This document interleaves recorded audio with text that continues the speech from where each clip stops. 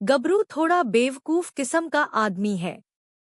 घरवाले गबरू के निकम्मेपन से परेशान रहते हैं। उन्होंने गबरू को काम पर लगाने की बहुत कोशिश की, लेकिन कुछ फायदा नहीं हुआ।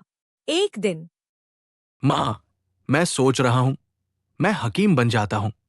अरे नालायक, अब ये क्या नया फितूर चढ़ गया तेरे सर पर? माँ, ऐसे क्यों बोल रही हो तुम? अरे बेटा, ये काम तेरे बस का नहीं है, तो किसी और काम में लग। माँ, तुम्हारा ख्याल गलत है। इस काम के जैसा पैसा तो किसी और काम में है ही नहीं। वो कैसे भला बत? तुम इन हकीमों को देख लो। जंगल से घास फूस ले लेकर आते हैं, उन्हें कूट पीस कर मरीजों को दे देते और घास फूस के मनमाने पैसे लेते। हाँ बेटा, यह सही कह रहा है। काम सीख कर कुछ कमाने लगेगा तो शायद शर्मीली वापस आ जाए मायके से। अब तो क्रिस्टल भी बड़ा हो गया। अरे माँ, बस तुम देखती जाओ। मेरी तरक्की को देखकर दौड़ती आएगी शर्मीली है। और हाँ, इस काम में एक भी पैसा लगाने की जरूरत नहीं है। अब अपने गांव के हकीम जी को देख लो। जब वो इस गांव में आए थे तो उनके पास कुछ भी नहीं था, और आज देख लो कितना पैसा है। बेटा, इसके लिए तो तुझे थोड़ी जानकारी भी चाहिए होगी। कैसी जानकारी माँ? अरे यही कि कौन से रोग में कौन सी दवा देनी है और कितनी देनी है। अरे इसमें कौन सी बड़ी बात है माँ? मैं हकीम जी के पास 2-4 दिन जाकर सब सीख लूंगा। हाँ, ठीक है, तो तू एक काम कर, हकीम जी के पास जाओ और काम सीख ले। मन लगाकर काम करना। ठीक है माँ, मैं अभी हकीम जी के पास चला जाता हूँ। अच्छा, और आज से ही काम सीखना शुरू कर देता हूँ। गांव के हकीम के पास जाकर। राम राम हकीम जी। राम राम बेटा, बताओ कैसे आना हुआ? जुलाब वगैरह लग गया है क्या? अरे नहीं नहीं, हकीम जी, हकीम जी मुझे आपसे काम सीखना है। मुझे ये काम सिखा दीजिए। हकीम गबरू, कितना अच्छा लग रहा है ना? बेटा, ये काम सीखना इतना भी आसान नहीं है न। इसे सीखने में दिमाग, मेहनत और समय सब देना पड़ता है बेटा। पास वो सब है, दिमाग भी है, मेहनत भी है और समय भी है। आप बस ये बताइए। बेटा, ये काम तुम्हारे बस का नहीं है, तुम कोई और काम करो बेटा। हकीम जी, जब तक आप मुझे काम नहीं सिखाएंगे, मैं आपके पैर नहीं छोड़ूंगा। बता रहा हूं, मैं यही बैठे रहूंगा। अरे अरे अरे, क्या मुसीबत गले पड़ गई? मुझे काम सिखा दो, आपको आपके पापा की कसम। अरे अरे, अजीब आफत है यार, मेरे मरे हुए बाप की कसम दे दी। ठीक है, तुझे कुछ काम सीखना है। जैसा मैं करता हूँ वैसा करता जा, याद रखना जैसा कहूँ वैसा ही करना। ठीक है बेटा? ठीक है हकीम जी, जैसा आप कहेंगे वैसा ही करूंगा। ये खलल उठा। ये खलल उठा।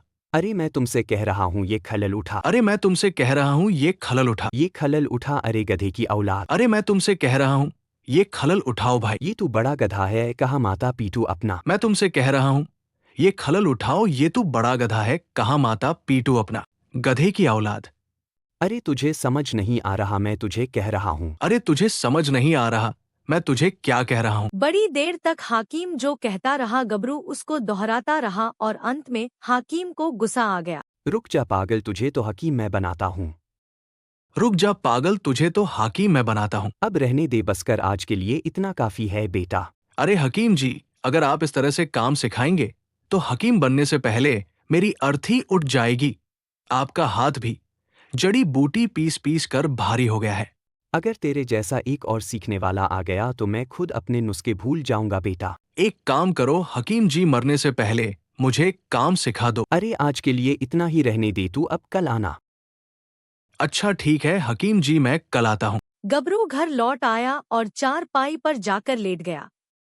अरे ये क्या हुआ, तू कैसी आवाज निकल रहा है? माँ, तूने मुझे काम सीखने भेजा था। ये काम तो बड़ा मुश्किल है। क्यों, क्या हुआ? आज पहले ही दिन काम सीखने में तो मेरी तो हड्डी पसली एक हो गई। अरे ऐसा क्या काम सीखा दिया हकीम जी ने तुझे? और ये बता, आज क्या काम सीखा तूने? अरे माँ क्या बताओ, आज पहला काम बताया हकीम जी ने, खलल उठा। बेटा, ये खलल क्या होता है? माँ, जिसमें दवाई कूटी जाती है। अच्छा, फिर तूने काम सीख लिया ना, खलल उठा लिया ना? हाँ माँ, खलल तो उठा लिया, लेकिन मेरी हड्डियों का चूरमा बन गया। कोई बात नहीं बेटा, काम सीखने में तो मेहनत करनी पड़ती है और तेरी मेहनत एक दिन जरूर रंग लाएगी। ऐसे ही मन लगाकर काम कर, तू एक दिन तू बहुत बड़ा हकीम बन जाएगा। गबरू को रात भर शरीर में दर्द रहा और सुबह उठकर किसी तरह फिर से हाकिम जी के यहाँ जाने के लिए निकल पड़ा। रास्ते में गबरू खुद से बड़बड़ कर दे जा रहा था। न जाने आज हकीम का बच्चा क्या काम सिखाएगा, कल तो खलल उठाना ही सिखाया और मेरी हालत खराब कर दी उसने। लेकिन क्या कर सकते हैं, काम सीखना भी तो जरूरी है। राम राम हकीम जी। अरे कमबख्त, काम सीख के मानेगा या मेरा काम भुलाएगा? आ गया गबरू। तभी वहाँ एक मरीज आता है। राम राम हाकिम जी। राम राम, बोलो क्या परेशानी है? हकीम जी, पेट में ना बहुत जोरों से दर्द हो रहा है। क्या खाया था तुमने? एक दावत में गया था, वहां पूरी पकवान बने थे, बस वही खा लिया। भाई, किसके यहाँ दावत थी और खाना कैसा बना था, हमें भी तो बताओ। उल्टा सीधा खाने से पेट खराब हो जाता है। 2-3 बार पेट साफ होगा तो सब बिल्कुल ठीक हो जाएगा। ये लो 3 पुड़िया, एक सुबह, एक दोपहर और एक शाम को खा लेना। सारी बीमारियां पेट से जुड़ी होती हैं। अगर पेट साफ है तो सारी बीमारियां खत्म, समझो कोई बीमारी नहीं हो सकती। हकीम जी ने ये जमाल गोटा इस मरीज का पेट साफ करने के लिए दिया है। इसका मतलब अगर जमाल गोटा खा ली तो पेट साफ हो जाएगा, और अगर पेट साफ हो गया तो सारी बीमारियां वैसे ही खत्म हो जाएंगी। बस इतनी सी बात है। अब मैं समझ गया हकीम जी क्या करते हैं। मेरे हाथ असली नुस्खा लग गया है।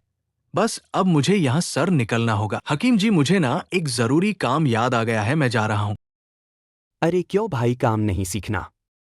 सीखना तो है, मैं फिर किसी और दिन आ जाऊंगा, क्योंकि बहुत जरूरी काम याद आ गया है, न मुझे जाना होगा। हाँ ठीक है, तुम्हारी जैसी मर्जी, मेरी तो बाला टाली। अच्छा हुआ जो मैं भाग आया, वरना अगर आज रुकता तो ये हकीम तो मेरी जान ही ले लेता। हकीम का नुस्खा तो मेरे हाथ लग गया है। अब कुछ ही दिनों में हकीम गबरू मजा आ गया। कल से ही काम शुरू कर देता हूँ। फालतू में सब मुझे बेवकूफ भुलक्कड़ पता नहीं क्या क्या बुलाते हैं। कोई है मेरे दिमाग का जवाब। और दूसरे दिन गांव का संपत अपने पिता को लेकर आता है। हकीम जी, मेरे पिताजी को देख लीजिए, इन्हें क्या हो गया है? अच्छा किया जो तुम इन्हें मेरे पास ले आए हो। अब ले ही आए हो तो इलाज भी तसल्ली से करूंगा। हकीम जी, आप ही का सहारा है। वैसे इन्हें तकलीफ क्या हो रही है? सुबह से दस्त हो रहे हैं इन्हें। सुबह क्या खाया था इन्होंने? कुछ नहीं, चावल गन्ने का रस डालकर खाया था। मैं समझ गया, गलत खाने से इनका पेट खराब हो गया है। मैं अभी दवा दे देता हूं। जब तक 2-4 बार खुलकर खेत में नहीं जाएंगे न तब तक पेट की गड़बड़ी बाहर नहीं आएगी। मैं अभी दवा दे देता हूं। ये लो 3 पुड़िया दवाई, एक सुबह को, एक दोपहर को और एक शाम को खिला देना है।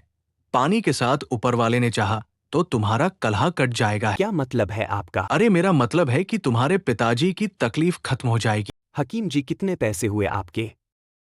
ज्यादा नहीं, बस 20 रुपए। मैं कोई उस हकीम की तरह थोड़ी हूं जो मनमाने पैसे लूंगा। भाई एक नंबर का ठग है। वो मेरी दवा पक्का असर करेगी। हकीम जी, मेरे पिताजी ठीक तो हो जाएंगे ना? हाँ बिल्कुल ठीक हो जाएंगे। तुम आराम से इन्हें घर ले जाओ और समय पर दवा दे देना है। संपत अपने पिता को लेकर घर जाता है और चारपाई पर लेट देता है। पिताजी, ये दवा ले लीजिए। हकीम जी कह रहे थे कि दवा खाते ही आपको आराम मिल जाएगा। थोड़ी देर बाद बेटा संपत, मुझे खेतों में जाना है। पेट में गुरगुराहट हो रही है। पिताजी, ये तो हकीम जी भी कह रहे थे कि 2-4 बार खुलकर खेतों में जाएंगे तो आराम मिल जाएगा। अबे बकवास मत कर, जल्दी ले। हाँ हाँ, ले चलता हूँ। संपत अपने पिता को खेतों में ले जाता है और बिठा देता है। थोड़ी देर बाद कुछ हल्का महसूस हुआ पिताजी। अब नाला सा बह रहा है।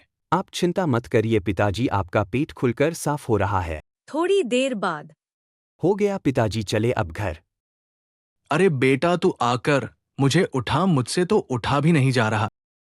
और 2 कदम चलने के बाद अरे संपत, मुझे फिर से जाना पड़ेगा। हाँ पिताजी, अभी ले चलता हूँ। संपत अपने पिता को फिर से खेत में बिठा देता है। थोड़ी देर बाद हो गया पिताजी, चले। हाँ ले चल। वो जैसे ही खड़े होती है और उन्हें फिर से पेट में गुरगुराहट होने लगती है और वो फिर से खेतों में बैठ जाते हैं। इस तरह 4-5 बार संपत के पिता घर जाने के लिए उठते हैं। कुछ देर के बाद संपत पिताजी को आवाज देता है, लेकिन कोई आवाज नहीं आती। संपत जाकर देखता है। पिताजी, आपको ये क्या हो गया? आप यहाँ खेतों में क्यों लेट गए? लगता है पिताजी बेहोश हो गए हैं। वो किसी तरह अपने पिता को कंधों पर उठाकर घर ले जाता है और सीधा गबरू के पास जाता है। हकीम जी, हाँ बताओ, कैसी तबीयत है तुम्हारे पिताजी की? वो तो कुछ बोल ही नहीं रहे हैं, आप जल्दी मेरे साथ मेरे घर चलिए। अच्छा, मैं अभी चलता हूँ। संपत के घर जाकर कितनी पुड़िया दी तुमने दवा की? हकीम जी, एक ही पुड़िया दी है अभी तो। दवा बहुत कारगर है। मेरी वैसे दवा खाने के बाद कितनी बार खेतों में गए थे? जी 5 बार गए थे। 5 बार? मेरे हिसाब से तो 6 बार जाना चाहिए था। हकीम जी, अपना हिसाब बाद में करना, पहले ये देखो कि मेरे पिताजी उठ क्यों नहीं रहे हैं। पहले मैं अपना हिसाब देखूंगा तभी तो इलाज करूंगा। पिताजी कुछ तो बोलिए, आप जवाब क्यों नहीं दे रहे हैं। तभी वहां पर संपत के चाचा आते हैं। अरे संपत, ये कहाँ से बोलेंगे, ये तो बेहोश हो गए हैं। अरे हकीम जी देखिए तो मेरे पिताजी को क्या हो गया, कुछ तो करिए। गबरू धीरे से उठता है और भागता हुआ अपने घर जाता है। मामा जल्दी से सामान बांध लो, अब हम इस गांव में 1 मिनट भी नहीं रहेंगे। क्यों, क्या बात हो गई, पहले ये तो बता। माँ, सारा गांव हमारा दुश्मन बन चुका है। तू पहले बैठ, ठंडा दिमाग से बता क्या हुआ है। माँ, बैठने का वक्त नहीं है, तुम जल्दी से सामान बांधो और यहाँ से चलो, ये गांव हमारे किसी काम का नहीं है। ओरे नमुराद, क्या करके आया है तू? माँ, संपत के पिताजी हाथ से निकल गए हैं। बता ना, ये सब कैसे हो गया? पता नहीं माँ, जो दवा हकीम जी मरीजों को देते थे, मैंने भी वही दवा दी। क्या बीमारी थी उन्हें? उन्हें दस्त हो रहे थे। कौन सी दवा दी तूने? जमाल गोटा दिया मैंने। अरे नामुराद, किसी को दस्त में जमाल गोटा देते हैं क्या? वो बेहोश नहीं होते तो क्या होते? मेरे सामने एक रोगी को हकीम जी ने जमाल गोटा दिया था। उससे पेट की तकलीफ थी, इसलिए मैंने उन्हें भी जमाल गोटा दे दिया था। अब वो बेहोश हो गए तो इसमें मेरी क्या गलती है? अरे कमबख्त, तू मुझे चैन से एक दिन भी रोटी नहीं खाने देता और एक ही दिन में हकीम बन गया कि दुकान खोल दी तूने। निकल जा मेरे घर से, मेरी नजरों के सामने से चला जा। तू कुछ काम मत कर, बस मेरी छाती पर बैठकर मूंग दर।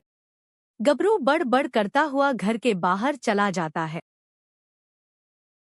लेकिन मुझे एक बात समझ नहीं आ रही कि दवा तो मैंने वही दी थी जो हकीम जी ने दी थी, फिर ये गड़बड़ हुई कैसे? हो सकता है संपत के पिताजी पहले से ही बेहोश रहे होंगे, लेकिन इल्जाम मेरे सर पर डाल गए। ये गांव वाले ना मुझे कुछ करने नहीं देंगे कभी।